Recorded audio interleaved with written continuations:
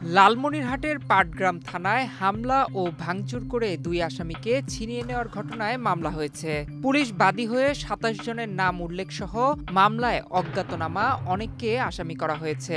এ মামলায় বৃহস্পতিবার রাতেই ৪ জনকে গ্রেফতার করে পুলিশ। শুক্রবার দুপুরে তাদেরকে আদালতে পাঠানো হয়েছে। এদিকে ৪ জুলাই শুক্রবার দুপুরে পাটগ্রাম পৌর বিএনপি কার্যালয়ে আয়োজিত এক সংবাদ সম্মেলনে দাবি করা হয়েছে ওই ঘটনার সঙ্গে দল হিসেবে বিএনপির কোনো সংশ্লিষ্টতা নেই। কিন্তু কিছু গণমাধ্যমে এ নিয়ে বিভ্রান্তকর সংবাদ প্রচার করা হয়েছে। এ ঘটনায় জেলা বিএনপির পক্ষ থেকে ৩ সদস্য বিশিষ্ট একটি তদন্ত টিম গঠন করা হয়েছে।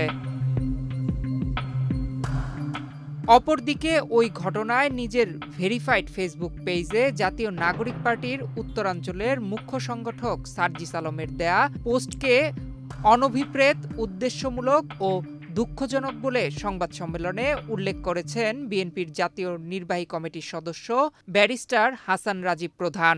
এই ঘটনাটিকে বিভিন্ন খাতে প্রভাবিত করায় হীন প্রচেষ্টার অংশ হিসাবে বিএনপিকে জড়িয়ে নানান রকম সংবাদ প্রচারিত হচ্ছে, যা বিএনপির ভাবমূর্তি ক্ষুণ্ণ করছে বলে আমরা মনে করি।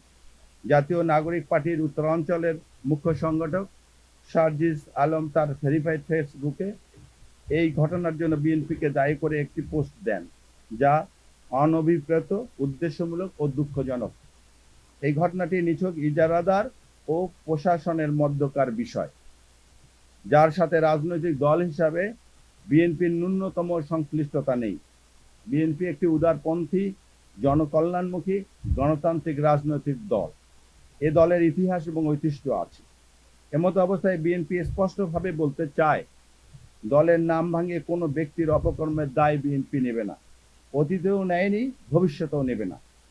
কোনো ব্যক্তি বা গোষ্ঠীর কোনো অপকর্মের দায় বিএনপির উপর চাপানোর অপচেষ্টা করলে তা হবে দুঃখজনক।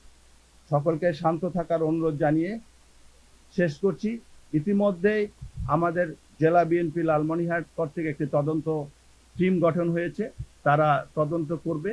তদন্ত করে আমাদের দলীয় কোনো ব্যক্তির কোনো সংশ্লিষ্ট পাওয়া গেলে তার বিরুদ্ধে সাংগঠনিক ব্যবস্থা গ্রহণ করা হবে। একটা ঘটনা ঘটেছে, সংশ্লিষ্টতা কার সেই বিষয়ে তদন্ত হচ্ছে।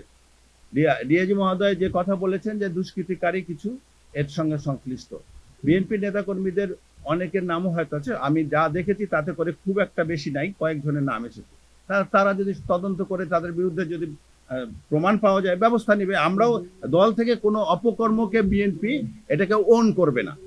বিএনপি সবসময় যে কোনো অসাংগঠনিক কার্যক্রম, যে কোনো আইনশৃঙ্খলা বিরোধী কার্যক্রম, যে চাঁদাবাজি, এইগুলাকে বিএনপি ওন করে না। আমাদের নেতা তারেক রহমান সাহেবের স্পষ্ট বার্তা, আমরা কোনো প্রকার, আপনারা হয়তো জ্ঞাত আছেন যে লালমনিরহাট জেলায় আমরা কিভাবে এটাকে নিয়ন্ত্রণ করেছি।